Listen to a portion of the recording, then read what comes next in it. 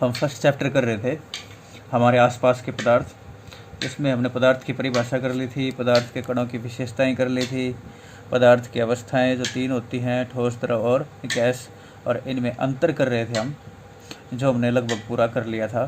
सिर्फ last step पे आता था, मैंने आपको बताया था कि जो ठोस पदार्थ है उसके अंदर जो कण हैं बहुत ज़्यादा नज़दीक होते हैं, उनके बीच में रिक्त स्थान बहुत ही कम होता है। जैसे आपको नज़र आ रहा है, बहुत कम रिक्त स्थान है। और इन पदार्थ के कणों के बीच में, ठोस के कणों के बीच में आकर्षण बल बहुत अधिक होता है।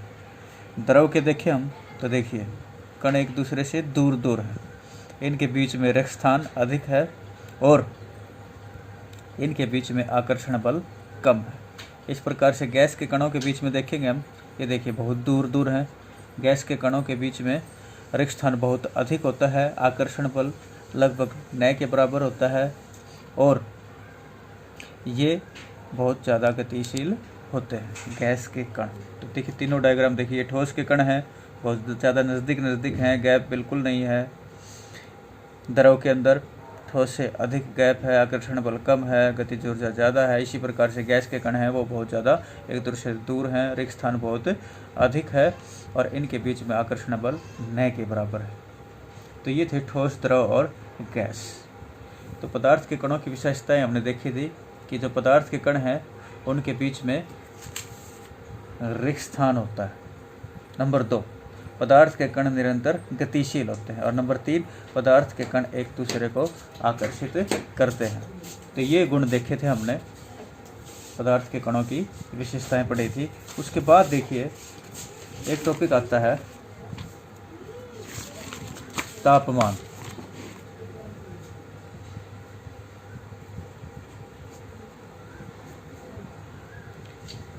किसी निश्चित तापमान पर पदार्थ की जो अवस्था है वो एक रूप से दूसरे रूप में परिवर्तित हो जाती है।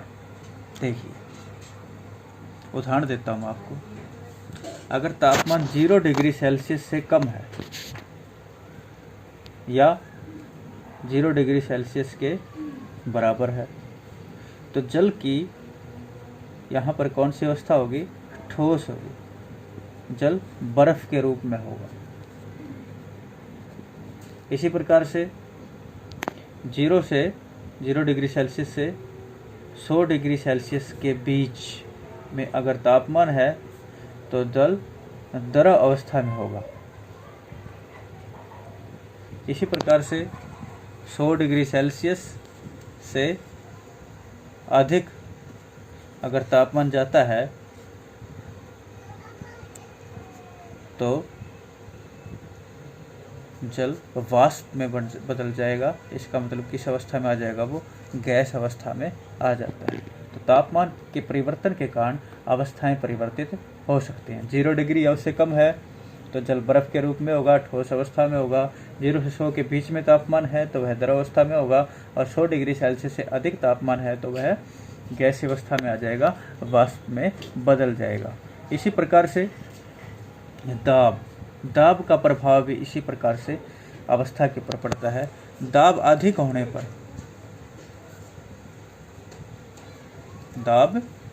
होने पर देखिए क्या होगा? गैस पे दाब डालने पर वह किसमें?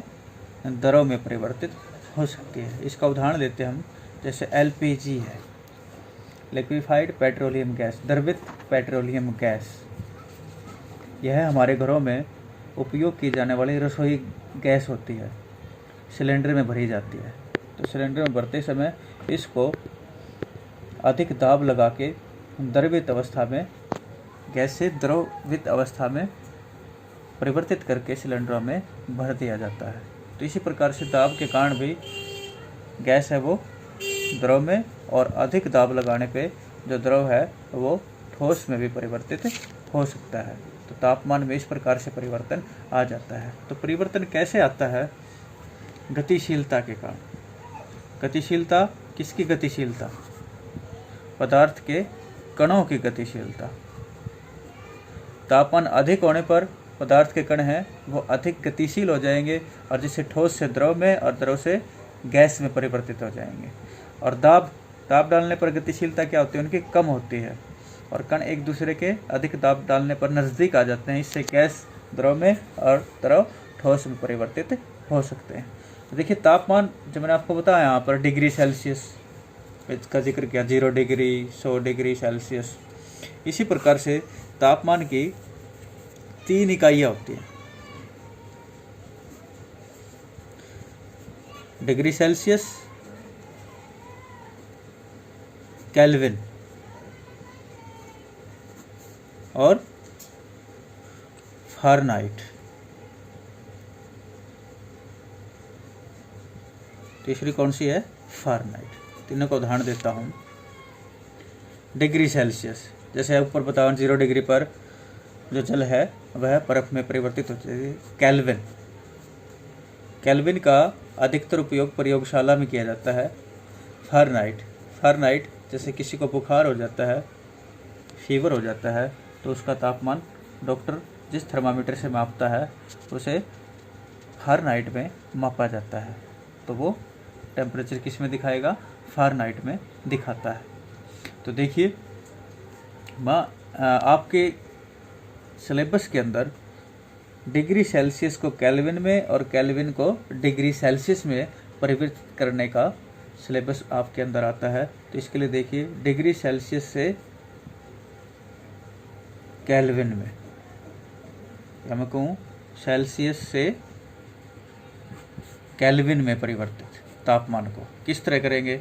अगर डिग्री सेल्सियस में तापमान दे रखा है, केल्विन में बदलना है, तो उसके अंदर हमें 273 जोड़ देना है। कितना जोड़ना है, 273। जैसे 0 डिग्री सेल्सियस है, उसमें 273 जोड़ दिया हमने, 0 में 273 जोड़ा, 273 होगा, तो ये कितना होगा, 273 केल्विन। इसी प्रकार से 25 डिग्री सेल्सियस है, इसको केल्विन में बदलना है, तो 273 इसके अंदर हम जोड़ देंगे, और 273 जोड़ने के बाद ये कितना हो जाएगा, 298 केल्विन हो जाएगा।